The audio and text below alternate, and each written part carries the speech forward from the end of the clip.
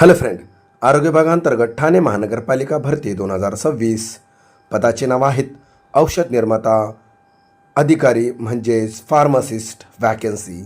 एकूण रिक्त पदे आहेत 6. नोकरीचे ठिकाण असणार आहेत ठाणे. शैक्षणिक पात्रता पाहिजेत डी फार्म किंवा बी फार्म.